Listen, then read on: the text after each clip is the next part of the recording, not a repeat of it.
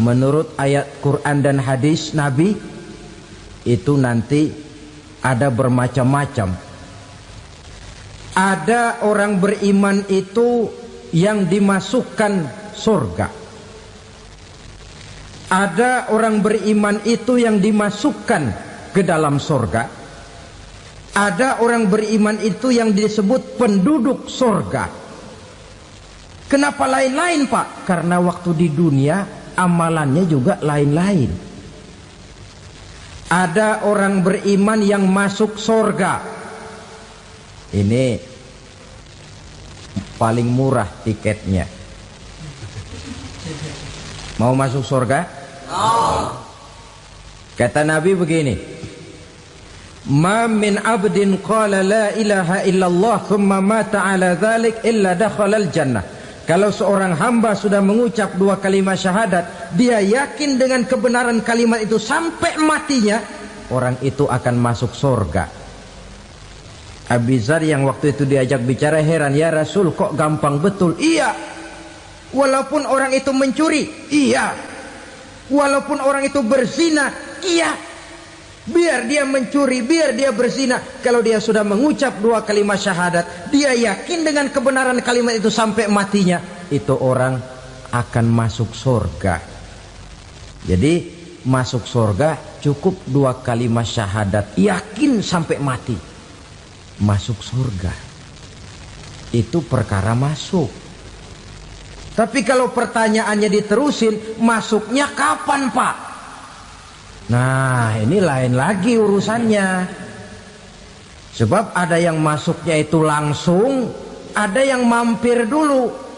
Di sana tempat cuma dua, kalau tidak surga, neraka. Mau ke surga tapi mampir dulu, yang mampirnya jelas di neraka. Kenapa? Dalam hadis qudsi ada riwayat, nanti itu di akhirat, setelah Allah selesai mengatur penduduk surga masuk surga, yang neraka masuk neraka, Allah berkata kepada malaikat Malik, malaikat Malik, labaik ya Allah, itu bajingan-bajingan tengik, manusia-manusia durjana yang waktu di dunia tidak mau sujud, jauh dari ulama, gemar melakukan yang munkarat dan maksiat, hidup di tengah masyarakat selalu jadi bibit keonaran, kufur, sudah masuk neraka semua. Sudah ya Allah. Nah, kalau sudah, coba sekarang kamu masuk, Malik. Saya, iya, masuk neraka. Mau apa ya Allah? Kata Allah, akhriju minan nar man kana fi qalbihi misqala habatin min khardalin min iman. Kau masuk neraka, cari di dalam neraka orang-orang yang ada imannya walaupun kecil sebesar biji zarah, angkat mereka keluar. Masuk malaikat Malik ke neraka, cari orang yang ada imannya, korek-korek. Ya repot, udah pada gosong. Yang ada imannya diangkat ke atas, yang ada imannya diangkat ke atas, lalu dimandikan di Nahrul Hayat, namanya sungai kehidupan di akhirat nanti. Cakep lagi rupanya, bersih lagi wajahnya, apel di hadapan Allah. Kata Allah, bagaimana mas? Kapok nggak sampean? Kapok ya Allah. Nah, kalau kapok, idhab fadkhulil jannah, pergi masuk surga sana. Berangkat mereka ke surga, ketemu sama teman-temannya yang udah sampai lebih dulu, yang nggak pakai mampir lagi. Terjadi dialog. Kata teman-temannya yang udah pada nyampe duluan, mas, iya, emang baru sampai? Saya baru sampai. Memang mampir di mana dulu mas? Kita sudah lama sampai di surga. Saudara buka surah Al-Muddatsir ayat 34-35. Ma salakakum fis saqar? Kenapa kamu mampir di neraka Saqar? Qalu lam nakum minal musallin. Mereka menjawab, kami mampir di neraka Saqar mas, gara-gara dulunya kami waktu di dunia ndak pernah sholat. Ndak pernah sholat? Ndak pernah. Kan rumahnya dekat masjid, cuma dekat doang mas. Sholat mah enggak saya. Enggak pernah ngasih makan fakir miskin, enggak pernah hadir di majelis taklim, pendeknya enggak pernah melakukan kebajikan, maka saya pun mampir di neraka sakor. Untung betul saya punya iman mas sedikit. Waktu hidup di dunia dulu saya pernah mengucap 2 kalimat syahadat, sekali-kalinya waktu mau kawin. Masya Allah. Untung saja kawin, kalau nggak kawin polos.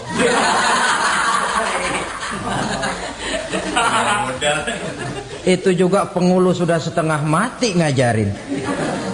Asyhadu alla, asyaduaan, asyaduaan.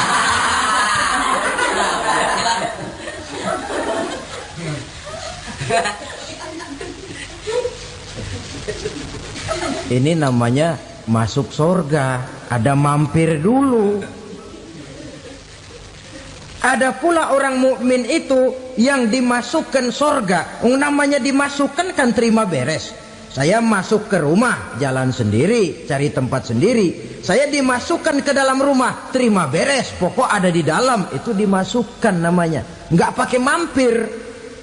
Tapi tentu tiketnya lebih mahal ketimbang yang pertama tadi. Apa kata Allah?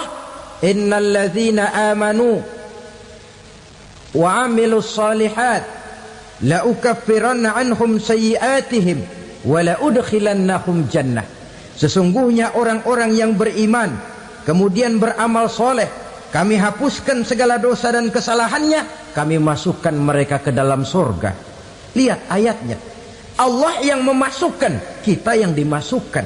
Tidak pakai transit, tidak usah mampir. Cuma tidak cukup syahadat, tidak cukup amanu, tapi diiringi dengan wa'amilus salih. Iman, amal. Tidak cukup syahadat, lalu dibuktikan dia sholat, dia zakat, puasa, lalu dia melakukan berbagai macam kebajikan.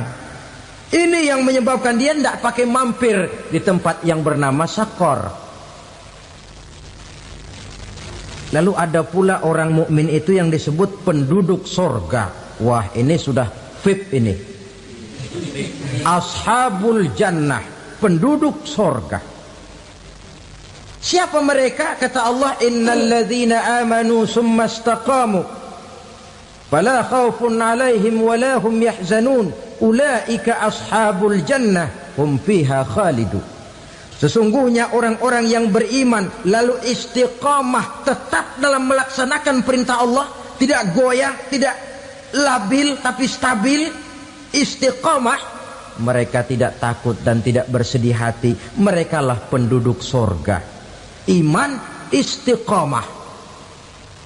Tidak punya duit, sembahyang. Banyak duit, sembahyang. Miskin, sembahyang. Kaya, tetap sembahyang. Istiqamah. Kadang orang kalau susah rajin ke masjid, banyak duitnya ngelihat masjid melengos. Waktu miskin hamba Allah, setelah kaya jadi hamba harta. Bergeser, tidak ada nilai istiqomahnya. Saudara-saudara, dengan begitu penduduk neraka itu dua. Ada penduduk permanen, ada penduduk yang semi permanen. Yang semi permanen orang-orang beriman yang mempunyai dosa besar. Mereka masuk ke neraka untuk menerima azab sesuai dengan dosanya. Bila selesai masa azab itu, mereka akan diangkat untuk ditempatkan kembali ke dalam surganya Allah Subhanahu wa ta'ala. Nah, dikala itulah saudara-saudara, ada yang disebut syafaat dari Rasulullah Sallallahu Alaihi Wasallam. Tapi tentu jangan lupa, syafaat ini ibarat kain menambal dia. Kita punya kain bolong-bolong sedikit, syafaat yang menambal.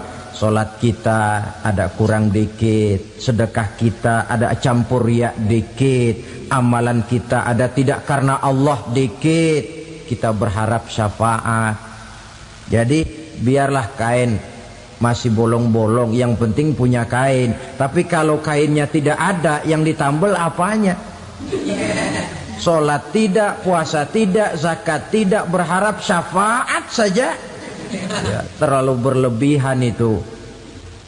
Saudara hadirin yang saya hormati, apabila selesai proses penghisaban, proses penghitungan, maka dikala itulah manusia terbagi dalam dua kelompok besar.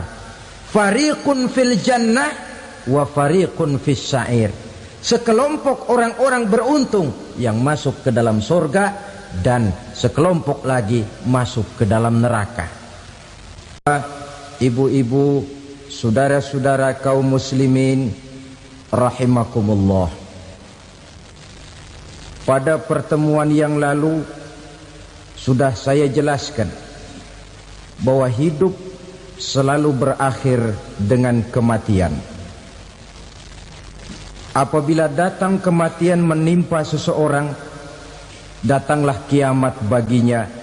Itu yang disebut dengan kiamat kecil. Hakikatnya mati adalah perpindahan dari kehidupan di dunia ini menuju kehidupan di alam barzakh. Menunggu kita di alam barzakh sampai datangnya saat kiamat. Entah 10 tahun, entah 100 tahun, entah 1000 tahun, hanya Allah saja yang maha tahu. Adapun orang-orang beriman yang melakukan amal kebajikan dalam kehidupan di dunia ini, masa penantian yang lama di alam barzakh buat mereka sebentar saja.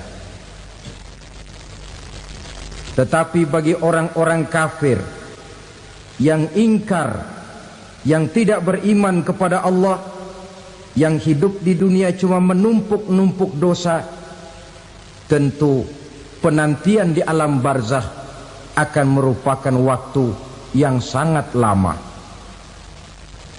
Bukankah dalam kehidupan kita waktu itu memang relatif? Contoh misalnya, bagi pemuda-pemudi yang sedang duduk asyik memadu cinta, waktu 4-5 jam saja rasanya cuma 4-5 menit. Tenggelam oleh keasikan. Tapi buat orang yang berbaring di rumah sakit, meratap di balik-balik apa itu tembok derita kata lagu, di balik dinding-dinding penjara, sehari bagai seminggu, seminggu rasa sebulan, sebulan boleh jadi rasa setahun. Penantian yang sangat lama. Kapan kiamat itu akan datang? Ini rahasia Allah. Jangankan kita yang orang awam, baginda Nabi sendiri tidak diberitahu oleh Allah kapan kiamat itu akan terjadi. Tetapi sungguh pun demikian, banyak hadis-hadis yang menjelaskan ciri atau tanda-tanda datangnya kiamat. Nah, kalau sudah bicara soal tanda kiamat itu ada dua. Pertama yang disebut alamatus sughra, tanda-tanda kecil. Ini waktunya masih ada tenggang. Ada yang dinamakan alamatul kubra, tanda-tanda besar. Artinya kiamat sudah diambang pintu. Apa tanda-tanda kecil dari datangnya hari kiamat itu? Misalnya kata Nabi, apabila ilmu sudah diangkat oleh Allah. Artinya apabila ulama sudah banyak wafat, minat orang belajar agama berkurang, lalu kebodohan nampak merajalela di mana-mana, zina dikerjakan secara terbuka, minuman-minuman keras jadi kebanggaan, itu termasuk di antara tanda-tanda kecil terjadinya hari kiamat. Apalagi misalnya iza waladatil ammatu rabbataha, apabila budak sudah melahirkan tuan. Apa maksudnya? Ada yang mentafsirkan apabila anak sudah bisa membudaki orang tuanya. Orang tua yang melahirkan dia, yang membesarkan dia, demi setelah si anak besar jadi orang berpangkat, bertitel, berharta, berkedudukan, jadilah orang tua itu budaknya. Sehingga sering dibilang kalau orang tua kaya, anak jadi raja. Tapi kalau anak yang kaya, orang tua sering jadi budak. Apalagi munculnya fitnah yang bergelombang, timbul perang antara dua bangsa yang besar, waktu berjalan terasa sangat pendek sekali. Itu merupakan tanda di antara tanda-tanda kiamat. Termasuk di dalamnya sulit membedakan mana laki, mana perempuan. Kan kalau tanda-tanda kayak begini sekarang sudah banyak kita lihat kan. Ulama banyak wafat, penggantinya sulit. Zina dikerjakan berterang-terangan, minuman keras jadi kebanggaan, banyak anak membudaki orang tuanya, sulit membedakan mana laki mana perempuan. Kadang-kadang dari belakang kita lihat perempuan bener, begitu kita colek nengok jenggotan.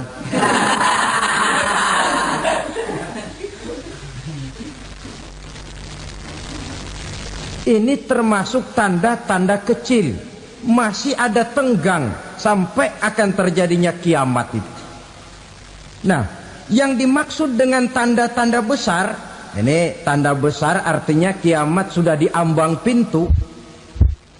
Pertama, matahari terbit dari sebelah barat.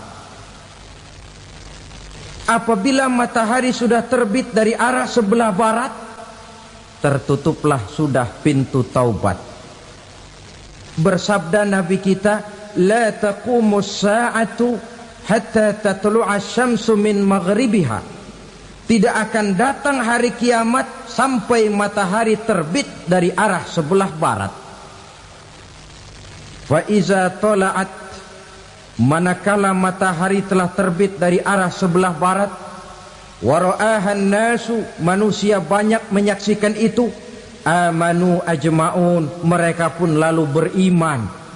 Yang tadinya kafir, yang tadinya ingkar, yang tadinya membangkang, setelah melihat matahari terbit dari sebelah barat, buru-buru beriman, berlomba-lomba mengucap dua kalimat syahadat.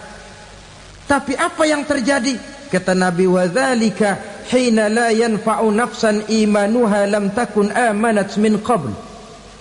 Hari itu adalah hari yang iman sudah tidak berguna lagi bagi seseorang apabila sebelumnya memang dia tidak pernah beriman. Au kasabat fi imaniha khaira, atau beriman tetapi tidak pernah melakukan kebajikan di dalam keimanannya itu. Hari yang sudah kasib, hari yang sudah terlambat, beriman tidak akan ada gunanya lagi. Ini pelajaran buat kita. Sebelum sang surya terbit dari sebelah barat, sebelum nafas sampai di tenggorokan, artinya pintu taubat masih terbuka. Kalau dua hal itu sudah terwujud, nafas sudah sampai di kerongkongan atau matahari sudah terbit dari arah sebelah barat, tertutuplah sudah pintu taubat. Tak ada lagi gunanya pangkat, jabatan, harta, bahkan beriman pun dalam suasana macam itu. Too late, kata orang Kulon. Sudah terlambat. Matahari terbit dari arah sebelah barat. Itu tanda besar, artinya kiamat sudah di ambang pintu. Lalu apalagi tanda besar? Munculnya Dajjal. Dajjal artinya pendusta-pendusta yang menyesatkan manusia. Ada dua macam Dajjal, saudara. Ada Dajjal kecil. Ini Dajjal kelas teri. Kalau ini sejak zaman Rasulullah sudah ada itu. Tiap zaman ada. Di zaman Rasulullah misalnya ada yang bernama Aswad al-Unsi dari Yaman. Ada yang namanya Musailamah Al-Kazzab dari Yamamah. Ada yang namanya Ibnu Sayyad dari Madinah. Ini dajjal-dajjal di zaman Rasul. Musailamatul Kazzab memproklamirkan diri jadi nabi dia. Di zaman Rasul masih hidup. Ini dajjal zaman Nabi. Di zaman sahabat muncul dajjal-dajjal. Di zaman kita sekarang ini dajjal-dajjal pun gentayangan. Dajjal-dajjal kelas teri. Kerjanya mendustakan manusia, menyesatkan manusia, memalingkan manusia dari jalan yang benar dan diridhoi oleh Allah Subhanahu wa taala. Adapun yang merupakan tanda besar dari datangnya kiamat, dajjal-dajjal kelas kakap. Pembohong-pembohong besar yang menyesatkan masyarakat manusia berpaling dari jalan Allah mengikuti jalan mereka. Apa sih ciri dajjal itu? Kata Nabi dalam hadis Bukhari Muslim, "Inna dajjala", sesungguhnya yang namanya dajjal itu yakhruju, satu saat akan muncul mendekati hari kiamat. Wa inna ma'ahu ma'an, si dajjal ini membawa air. Wa naran, dan juga membawa api. Dua simbol. Di tangan yang satu dia bawa air, di tangan yang satu dia bawa api. Wa ammal ladzi yarahu an-nasu ma'an fanarun, adapun yang orang banyak lihat air, hakikatnya adalah api. Yang dilihat api, hakikatnya adalah air. Oleh sebab itu, kalau api yang ditawarkan, ambillah air. Kalau air yang ditawarkan, pilihlah api. Maksudnya apa ini? Ini bahasa simbol, saudara-saudara. Dajjal bicaranya seolah-olah untuk kepentingan manusia. Menawarkan surga. Surga yang dia tawarkan hakikatnya neraka. Hai manusia, kalau kau mau bahagia, jangan dekat-dekat dengan agama. Solat itu tidak efektif dan efisien, tidak produktif dari segi ekonomi itu. Menghadiri majelis taklim cuma buang-buang waktu. Tahajud, tasbih, tahlil, baca Quran, apa itu? Pekerjaan mubazir saja. Hidup ini cuma sekali, masa yang cuma sekali, manfaatkan dengan sebaik-baiknya. Mumpung, dibawanya sifat mumpung tetapi dalam pengertian yang sangat negatif.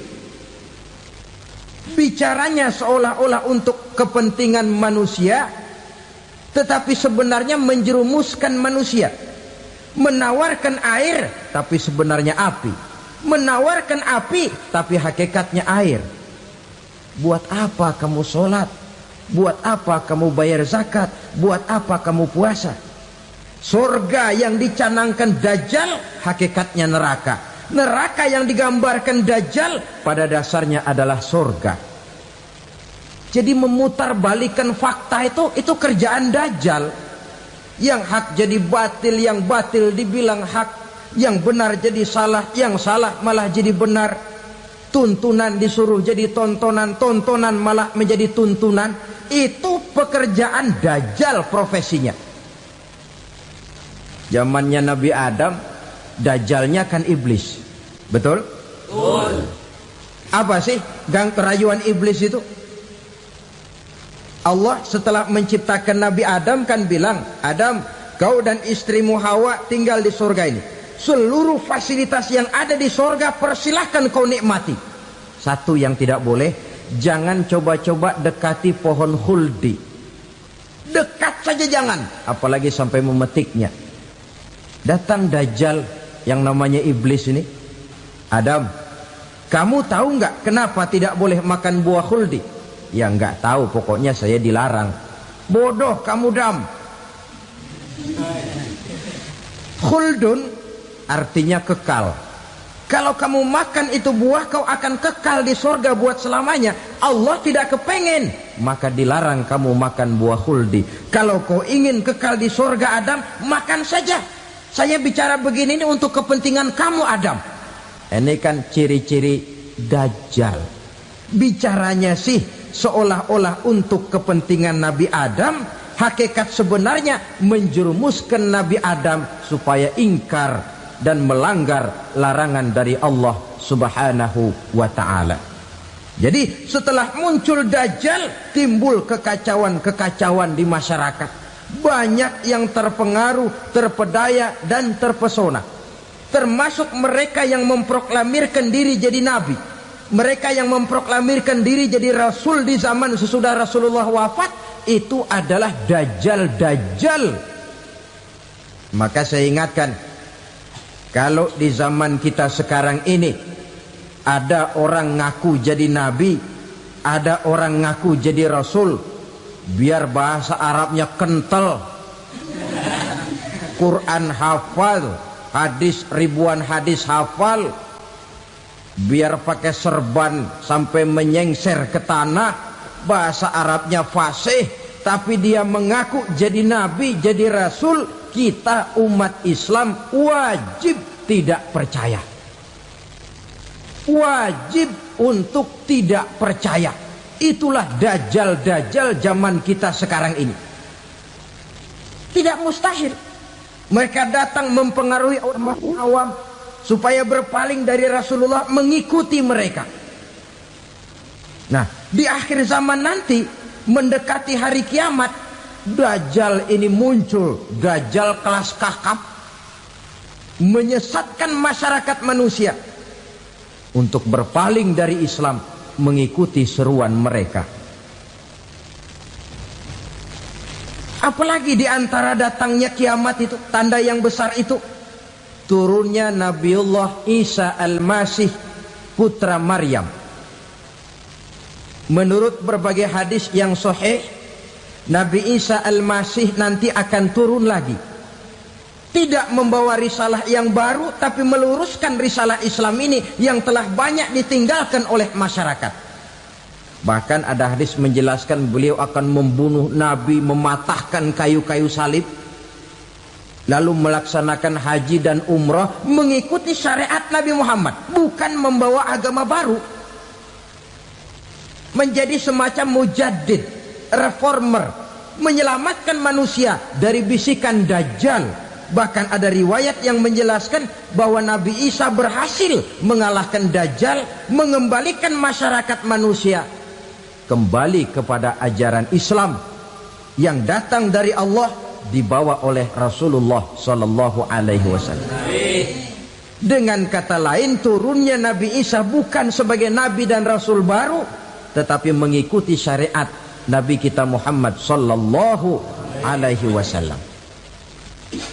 Saudara hadirin, ibu-ibu hadirat yang saya hormati, kemudian apalagi di antara tanda-tanda besar akan datangnya kiamat itu? Keluarnya asap atau awan. Kata Nabi, inna min asrati sa'ah dukhanan yamla'u ma bainal masyriqi wal maghrib. Di antara tanda-tanda kiamat, munculnya awan antara langit dan bumi. Ini pun diperkuat dalam surah Ad-Dukhan ayat 10. Fartaqib yauma ta'tis sama' bidukhanin mubin fayughshan nas hadza azabun alim. Bagi orang-orang yang beriman, mereka biasa-biasa saja. Tapi bagi orang kufur, datangnya asap dan awan ini merupakan azab yang kelewat pedih. Barangkali sedikit mendekati gambaran tentang azab yang pedih ini, saya ingatkan alam pikiran kita kepada peristiwa yang belum lama terjadi. Pernah dengar berita bocornya reaktor nuklir di Chernobyl, Uni Soviet? Pernah dengar? Nah, bocornya reaktor nuklir di Chernobyl yang mengakibatkan ratusan bahkan sangat mungkin ribuan nyawa. Cuma satu reaktor. Bagaimana kalau seluruh cadangan nuklir yang dimiliki oleh para negara adik kuasa ini diledakkan? Bahkan yang konon menurut catatan cadangan nuklir yang dimiliki bersama oleh Amerika dan Rusia sekarang ini sudah sanggup memusnahkan 6 miliar manusia, 1,5 kali lebih banyak dari jumlah manusia yang nongkrong di permukaan bumi ini. Saudara-saudara hadirin yang saya hormati, lalu saat mendekati hari kiamat, apalagi tandanya? Setelah Nabi Isa wafat, pada saat turunnya yang kedua kali, lalu Allah meniupkan angin sejuk. Semua orang-orang beriman, orang-orang baik wafat, sehingga penghuni bumi ini cuma tinggal lagi terdiri dari orang-orang kafir. Tidak ada lagi di bumi ini yang bisa mengucapkan Allah. Sehingga dalam hadis qudsi itu ada keterangan, innallaha azza wa jalla yaqulu li Israfil. Allah pernah pesan kepada malaikat Israfil. Kata Allah, Israfil, iza sami'ta qailan yaqul Allah Allah fa akhirin nafakh 40 sanatan ikraman liqailiha. Hai Israfil, apabila kau dengar di permukaan bumi masih banyak orang yang mengucapkan Allah Allah, maka tunda sangkakala kiamat itu 40 tahun. Untuk apa? Ikraman liqailiha, menghormati orang yang mengucapkan Allah Allah itu.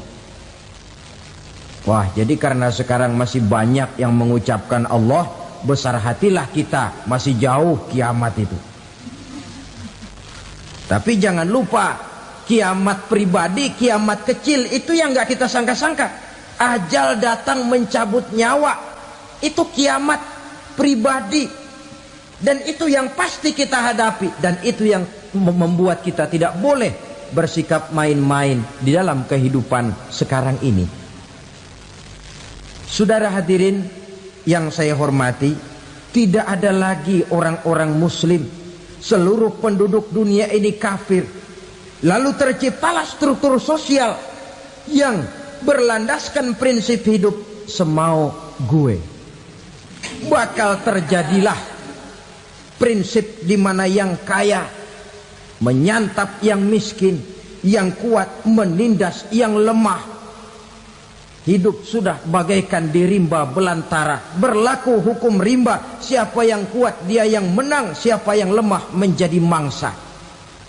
Timbul kekacauan, maksiat merajalela, munkarat menjadi-jadi. Sehingga isi bumi ini penuh dengan segala macam perbuatan dosa. Tidak ada perlunya lagi alam diperpanjang temponya. Datang saat yang sudah dijanjikan oleh Allah Azza wa Jalla, maka terjadilah yang disebut kiamat kubra, kiamat besar, kiamat ancur-ancuran. Bagaimana kejadian ini dimulai? Dalam surah Az-Zumar ayat 68, Allah Subhanahu wa taala berfirman, wa nufikha fis suri fasa'iqa man fis samawati wa man fil ardi illa man sya'allahu. Maka manakala ditiuplah sangkakala, terkejutlah seluruh yang ada di langit dan seluruh yang ada di bumi. Bila saat kiamat datang, Allah perintah malaikat Israfil, Israfil, tiup sangkakalamu. Ditiuplah sangkakala oleh malaikat Israfil. Yang akibat daripada tiupan itu, seluruh yang ada di langit, seluruh yang ada di permukaan bumi terkejut. Yang ada di langit siapa? Malaikat kan. Bayangin aja kalau malaikat kaget, apalagi kita. Terkejut seluruh makhluk yang ada di bumi, yang ada di langit mendengar suara sangkakala itu. Bunyinya tidak sanggup kita bayangkan dahsyatnya. Ledakan nuklir, ledakan neutron, belum apa-apa ketimbang bunyi sangkakala malaikat Israfil ini. Nah, lalu mendengar bunyi sangkakala ini, gemparlah makhluk, kacaulah alam. Bumi gempa, planet-planet bertabrakan, gunung meletus, air laut tumpah ke darat, angin topan bertiup, halilintar menyambar. Lalu semua yang bernama hidup mati total. Mati bareng tanpa persiapan. La haula wala quwata illa billah. Saya kadang-kadang dalam tafakur bermohon, ya Allah, mudah-mudahan saya enggak nemuin kiamat beneran. Ngeri. Tidak bisa kita bayangkan macam apa suasana seperti itu. Allah saja banyak memberikan gambaran, misalnya Al-Qari'ah, wa mal qari'ah, wa ma adraka mal qari'ah. Kejadian yang menggemparkan. Tahukah kamu apa kejadian yang menggemparkan itu? Yauma yakunun nasu kal farasil mabsus wa takunul jibalu kal ihnil manfus. Pada saat itu manusia berterbangan bagai kupu-kupu, gunung berterbangan seperti kapas ditiup angin. Gunung saja macam kapas, konon lagi manusia. Kematian total, mulai semut sampai gajah mati, jin mati, iblis mati, malaikat mati. Malaikat saja mati. Saudara hadirin yang saya hormati, kematian total yang tanpa persiapan. Orang bilang, Pak, kalau mati bareng begitu yang repot malaikat maut dong ya. Cabut sana, cabut sini. Itu kalau menurut logika kita, mestinya begitu menurut logika. Tapi logika juga yang nggak perlu serepot itu. Sebab untuk mematikan listrik di wilayah DKI, di wilayah Jakarta, nggak perlu tiap rumah didatengin, matiin, ya lama. Cukup dari kantor pusatnya saja PLN, tekan satu tombol, gelaplah seluruh Jakarta. Saudara hadirin yang saya hormati, kematian total.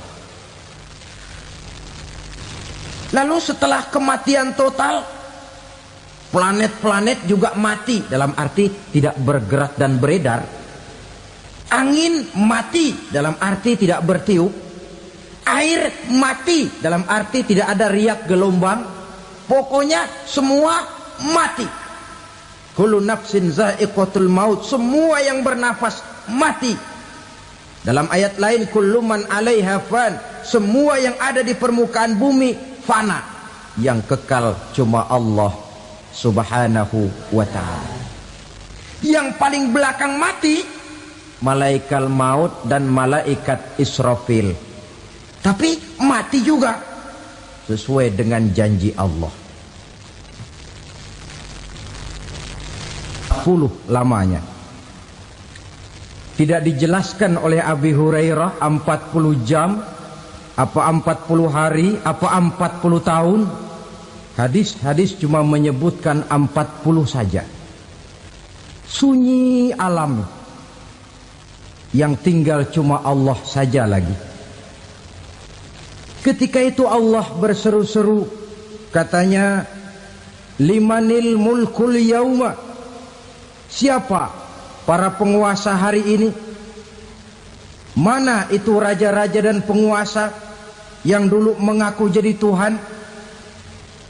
Fir'aun, mana Fir'aun sekarang? Yang dulu jadi raja, merasa berhasil, sombong, lalu tidak mau turun-turun dari kekuasaannya, sampai kepada puncak kekurang ajarannya mengangkat diri jadi Tuhan. Mana itu Fir'aun? Namrus, mana sekarang Namrus? La ilaha illa ana, ternyata tidak ada Tuhan lain selain daripada aku, kata Allah. Proses kemudian, saudara-saudara, turunlah hujan dari langit. 40 lamanya hujan itu. Tidak jelas juga 40 jam apa 40 hari. Setelah air turun membasahi, datanglah tiupan sangkakala yang kedua. Semua yang bernama mati bangkit dari kuburnya masing-masing. Ini yang disebut Yaumul Ba'thi, hari kebangkitan. Allahu Akbar. Pada saat kita bangkit dari kubur kita masing-masing, kumpul di padang mahsyar namanya. Bayangin aja, saya sendiri nggak sanggup bayangin.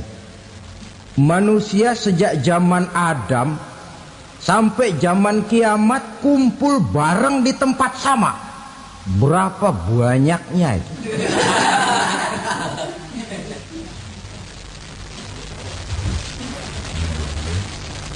Dan yang luar biasa menurut satu riwayat, pada saat bangkit itu, Masya Allah, roman muka kita berubah,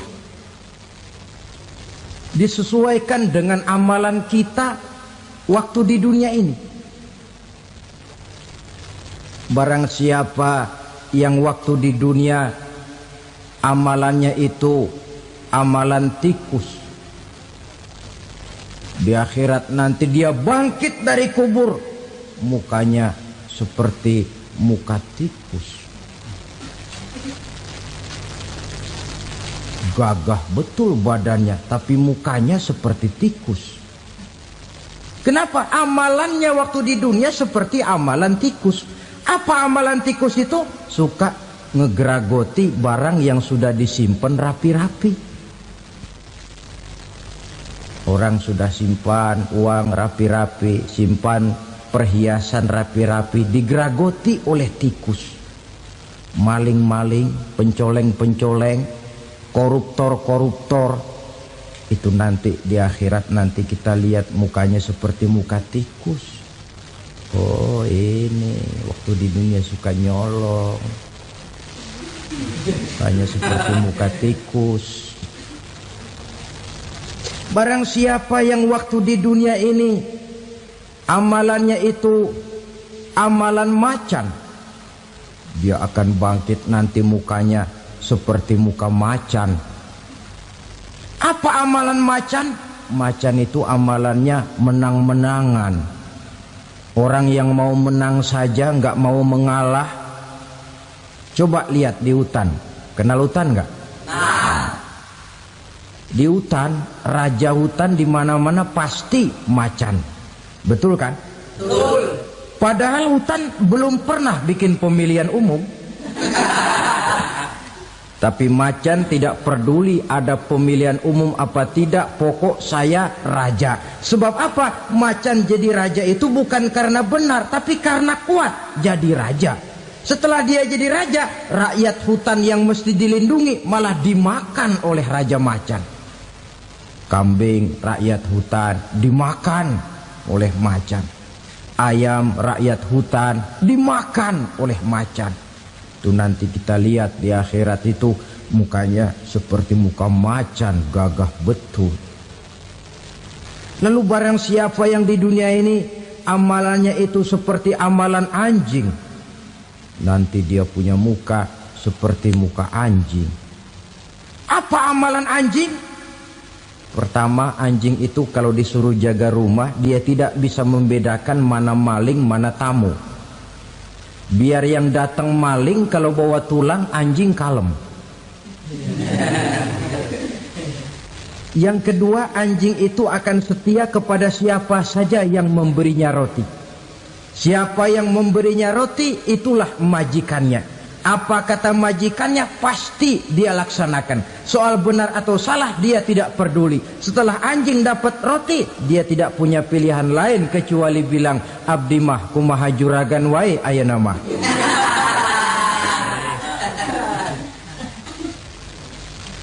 Saudara hadirin yang saya hormati, berkumpul di padang mahsyar, tiap orang sibuk dengan persoalannya masing-masing. Matahari waktu itu didekatkan oleh Allah, panas luar biasa.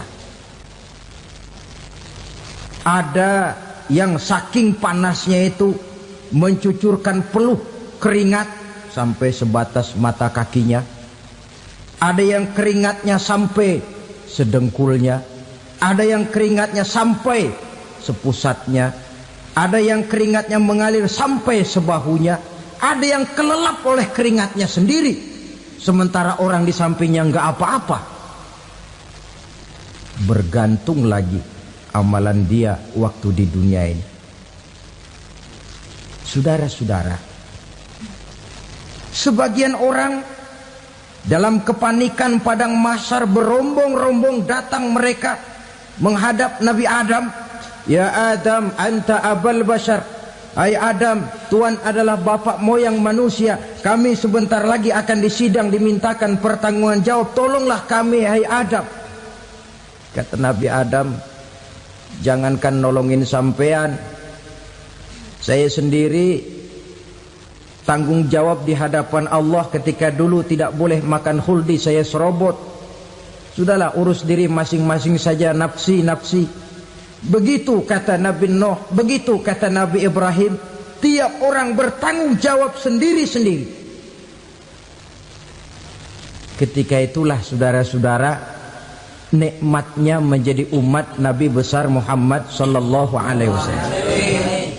Sebab apa? Walaupun menurut abjad kita ini umat paling belakang, paling belakang kita ini toh, karena Nabi Muhammad adalah Nabi akhir, tapi akan dihisap lebih dulu, lewat di atas sirat lebih dulu, masuk surga lebih dahulu ketimbang umat-umat belakangan. Ketika Rasul mendekati ajal, beliau tanyakan itu kepada malaikat Jibril. Malaikat Jibril berkata, Muhammad jangan khawatir, Allah sudah berjanji, inni haramtul jannata ala sairil anbiya hatta tadkhulaha anta wa haramtuha ala sairil umami hatta tadkhulaha ummatuka. Surga aku haramkan buat seluruh nabi kecuali kalau engkau Muhammad sudah masuk ke dalamnya, dan surga aku haramkan buat seluruh umat kecuali kalau umatmu Muhammad sudah masuk ke dalamnya. Logikanya, walaupun menurut abjad kita umat paling belakang, bakal dihisap paling dulu, lewat di atas sirat paling dulu, masuk surga paling dulu, kalau mampir ke neraka juga paling dulu. Ya resiko. Jangan mau enaknya aja paling dulu. Saudara hadirin yang saya hormati, setelah masa kebangkitan itu jangan dikira begitu bangkit langsung diperiksa. Masih menunggu menanti ribuan tahun perhitungan padang mahsyar untuk sampai kepada proses yang disebut yaumul hisab, hari perhitungan. Seorang demi seorang bakal dipanggil. Bayangkan saja, kita se-RT saja di absen, kadang-kadang perlu waktu lama. Ini manusia sejak zaman Nabi Adam sampai datang hari kiamat, satu demi satu disidang di hadapan Qadhi Rabbul Jalil. Status sosial copot sudah waktu itu. Yang pernah jadi hartawan di situ tidak lagi kelihatan kehartawanannya. Yang pernah jadi jenderal tidak lagi dipanggil jenderalnya. Yang ustadz tidak lagi dipanggil al-mukarramnya. Seluruh status sosial selesai. Dipanggillah kita seorang demi seorang menghadap Qadhi Rabbul Jalil. Bagaimana proses penghisaban itu? Pertama, proses tanya jawab. Di antaranya ada hadis menyatakan, lan tazula qadama 'abdin yaumal qiyamah hatta yus'ala an arba'i khisalin. Besok di hari kiamat tidak akan bergeser telapak kaki seorang hamba sampai dia ditanya lebih dulu tentang 4 persoalan. Tentang ilmunya, kemana ilmu itu diamalkan. Tentang umurnya, di mana umur itu dihabiskan. Tentang masa mudanya, kemana masa muda itu dipakai. tentang hartanya, dari mana harta itu didapat dan kemana harta itu dibelanjakan. Ini termasuk proses tanya jawab.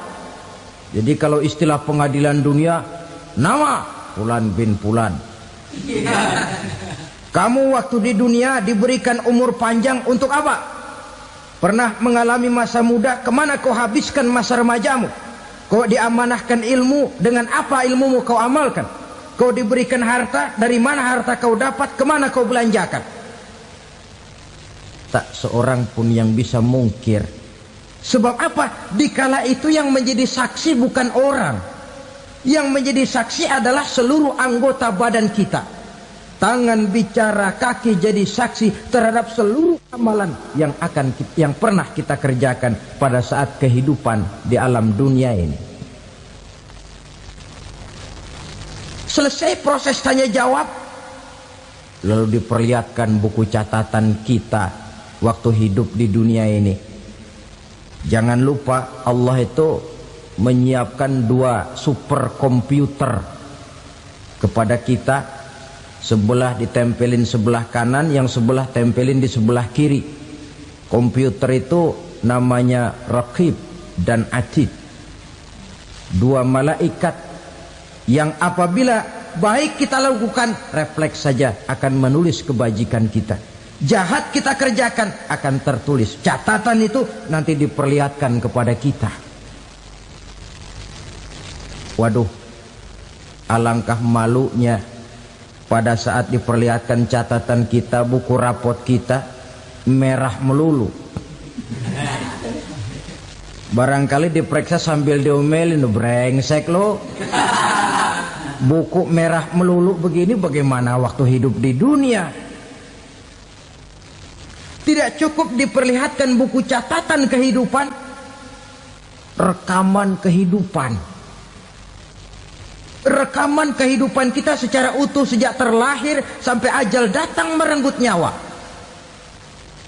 Barangkali mirip dengan video sekarang ini, di mana terekam dengan baik seluruh kegiatan kita, sejak yang sekecil-kecilnya sampai kepada yang sebesar-besarnya. Untuk kemudian kita pun menerima balasan. In khairan fa khairun wa in syarran fa syarrun. Kalau baik ya baik balasannya, kalau jahat ya jahat juga balasannya. Catatan-catatan kita diberikan. Kalau banyak kebajikannya diberikan di tangan kanan dengan cara yang halus. Kalau banyak kejahatannya diberikan dari sebelah kiri atau dilempar dari belakang. Itulah sebabnya sejak di dunia ini kita sudah mohon kepada Allah. Ketika berwudu membasuh tangan kanan, apa kita bilang? Allahumma a'tini kitabi biyamini wa hasibni hisaban yasira. Ya Allah, berikan saya kitab di tangan kanan, dan kalau saya memang perlu dihisap, hisaplah saya yang seringan-ringannya. Tangan kiri berlindung kita kepada Allah, jangan sampai diberikan kitab di tangan kiri atau dari arah sebelah belakang. Wa a'udzubika an tu'tiya kitabi bishimali aw min wara'i zuhri, dari arah sebelah belakang. Na'udzubillah min dzalik. Setelah selesai lewat proses penghisaban, lewat mizan, timbangan, maka yang sudah selesai dihisab itu bergeraklah menuju sirat, jembatan yang terbentang menuju surga melalui neraka. Saudara-saudara, panjangnya perjalanan sirat itu memakan waktu ratusan tahun. Tetapi orang yang lewat di atas sirat pun macam-macam, bergantung amalannya ketika di dunia ini. Ada yang lewat di atas sirat itu kalbarkil khatib, seperti kilat yang menyambar, lep, sudah sampai dia di surga. Cepat bukan main. Ada yang lewat di atas sirat itu seperti orang lari-lari. Ada yang lewat di atas sirat itu seperti orang jalan biasa. Ada yang sambil merangkak, ada yang sambil ngesor, ada yang sambil gelayutan, ada yang selamat sampai ke ujung ke surga, ada yang tergelincir jatuh masuk ke dalam neraka, bergantung amalannya dalam kehidupan di dunia sekarang ini. Tiap kita akan melewati yang namanya sirat ini. Saudara-saudara kaum muslimin yang saya hormati, dengan demikian mereka yang selamat melalui sirat sampai ke terminal akhir surga, mereka yang ketika dihisab ternyata banyak kejahatannya daripada kebaikannya, mereka singgah di dalam neraka. Nah, adapun orang-orang yang beriman menurut ayat Quran dan hadis Nabi itu nanti ada bermacam-macam. Ada orang beriman itu yang dimasukkan surga. Ada orang beriman itu yang dimasukkan ke dalam surga. Ada orang beriman itu yang disebut penduduk surga. Kenapa lain-lain, Pak? Karena waktu di dunia amalannya juga lain-lain. Ada orang beriman yang masuk surga. Ini paling murah tiketnya. Mau masuk surga? Kata Nabi begini, ma min abdin qala la ilaha illallah thumma mata ala dhalik illa dakhalal jannah. Kalau seorang hamba sudah mengucap dua kalimat syahadat, dia yakin dengan kebenaran kalimat itu sampai matinya, orang itu akan masuk surga. Abi Dzar yang waktu itu diajak bicara heran, ya Rasul kok gampang betul? Iya, walaupun orang itu mencuri, iya, walaupun orang itu berzina, iya, biar dia mencuri, biar dia berzina, kalau dia sudah mengucap dua kalimat syahadat, dia yakin dengan kebenaran kalimat itu sampai matinya, itu orang akan masuk surga.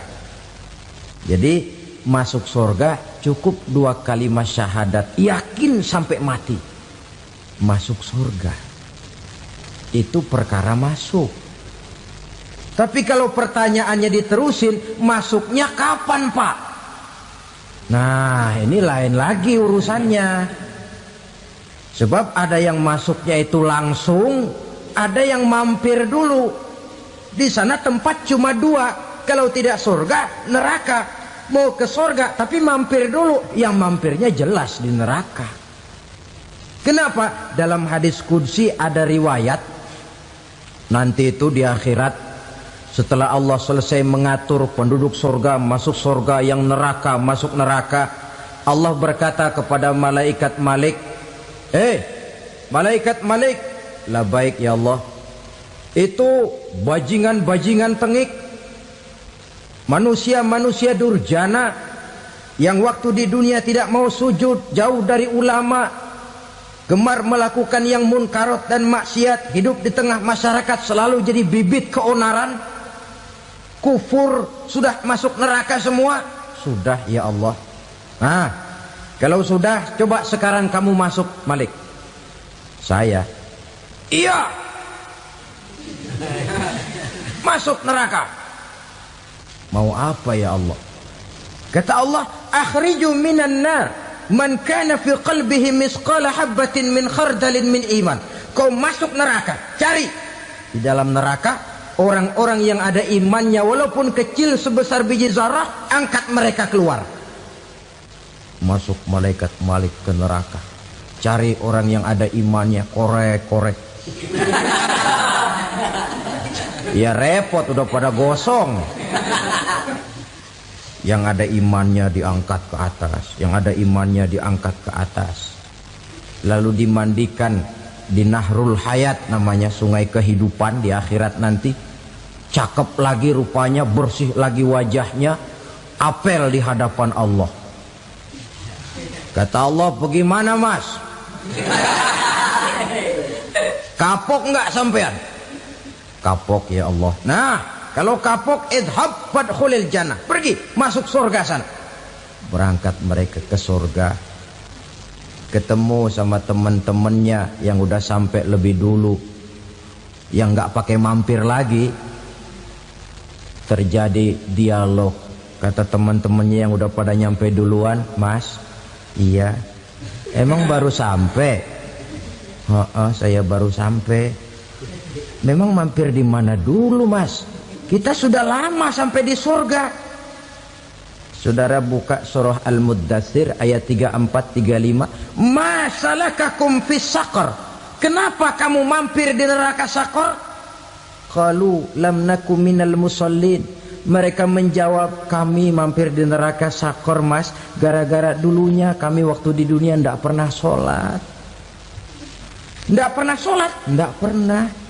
Kan rumahnya dekat masjid. Cuma dekat doang, Mas. Sholat mah enggak saya. Nggak pernah ngasih makan fakir miskin, nggak pernah hadir di majelis taklim, pendeknya nggak pernah melakukan kebajikan, maka saya pun mampir di neraka Sakor. Untung betul saya punya iman, Mas, sedikit. Waktu hidup di dunia dulu saya pernah mengucap 2 kalimat syahadat, sekali-kalinya waktu mau kawin. Masya Allah. Untung saja kawin, kalau nggak kawin polos.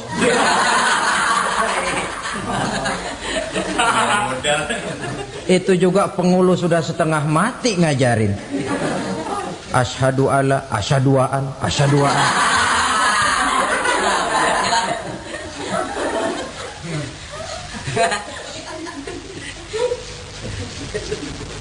Ini namanya masuk surga, ada mampir dulu.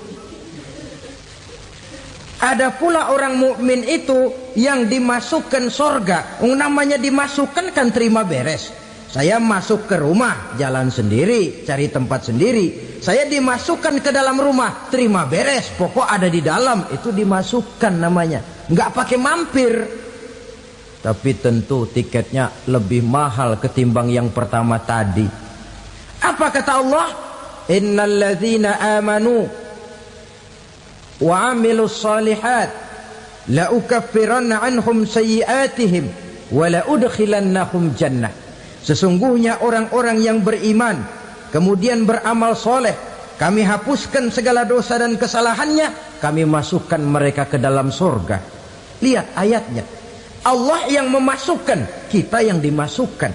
Tidak pakai transit, tidak usah mampir. Cuma tidak cukup syahadat, tidak cukup amanu, tapi diiringi dengan wa'amilus salih. Iman, amal. Tidak cukup syahadat, lalu dibuktikan dia sholat, dia zakat, puasa, lalu dia melakukan berbagai macam kebajikan. Ini yang menyebabkan dia tidak pakai mampir di tempat yang bernama Sakor. Lalu ada pula orang mukmin itu yang disebut penduduk sorga. Wah, ini sudah VIP ini. Ashabul jannah, penduduk sorga. Siapa mereka? Kata Allah, innal ladzina amanu summa istaqamu fala khaufun alaihim wala hum yahzanun ulaika ashabul jannah hum fiha khalidun. Sesungguhnya orang-orang yang beriman lalu istiqamah, tetap dalam melaksanakan perintah Allah, tidak goyah, tidak labil tapi stabil, istiqamah, mereka tidak takut dan tidak bersedih hati. Merekalah penduduk surga. Iman, istiqamah. Tidak punya duit, sembayang. Banyak duit, sembayang. Miskin, sembayang. Kaya, tetap sembayang. Istiqamah. Kadang orang kalau susah rajin ke masjid, banyak duitnya ngelihat masjid melengos. Waktu miskin hamba Allah, setelah kaya jadi hamba harta.